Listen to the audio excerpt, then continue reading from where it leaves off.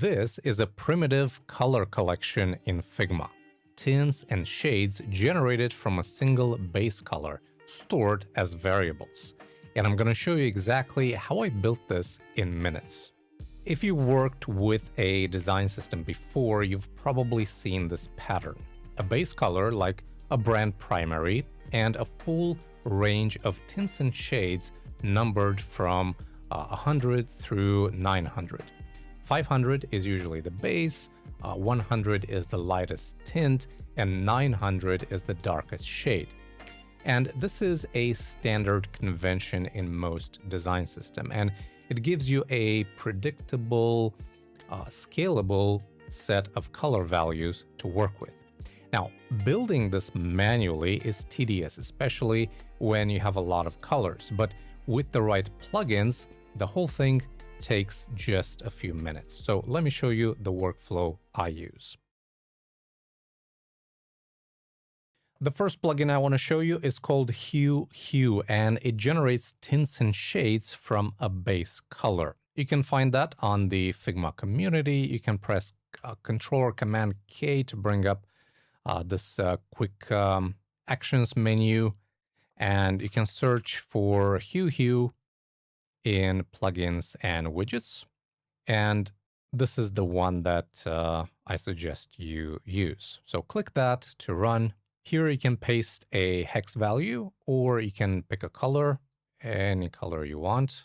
You can select the number of tints and shades. I'm going to go with 4. Here you have the option to add 2 extreme color, which means one tint closer to white and one shade closer to black. You can choose the orientation in which the colors are generated on the canvas. You can choose to add or not hex codes, and then let's generate some colors. And this will basically generate a list of colors just like this, where you see a preview of the color and the hex code. Now, with this plugin, you can also generate color styles. So I'm going to click this button. I'm going to give this a name, let's say electric blue, and hit generate styles. Now this will create the electric blue styles that you see right here from 100 to 900. Awesome. Okay, so now we have color styles, but we want variables, and this is where the second plugin comes in. Let's open up the menu again, and let's search for styles to variables. This is what the plugin is called. You can also search this in the plugin section. Now, this shows me all of the color styles that are detected, and it allows me to create a collection with them. Let's say colors. You can create modes with this plugin. You can bind the styles to the variables created, but I'm going to leave these two unchecked. I'm simply going to convert styles into variables. And just like that, if we now open the variables window, you can see that we have a new collection called colors, and all of those color styles are now grouped under electric blue with their correct values added.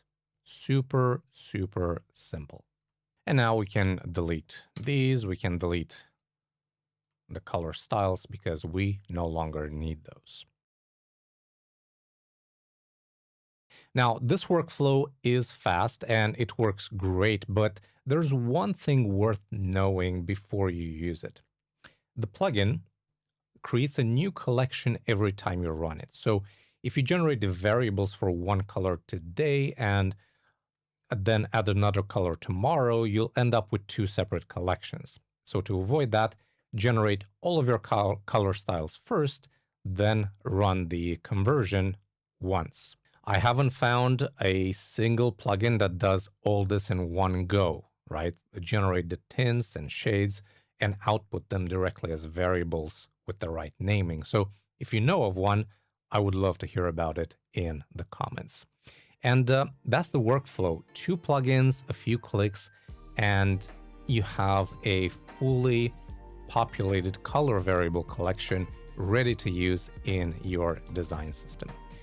If you found this useful, go ahead and subscribe so you don't miss weekly Figma tutorials. And if you want to keep watching, check out these videos here. And thanks for watching. Take care, and I'll see you next time.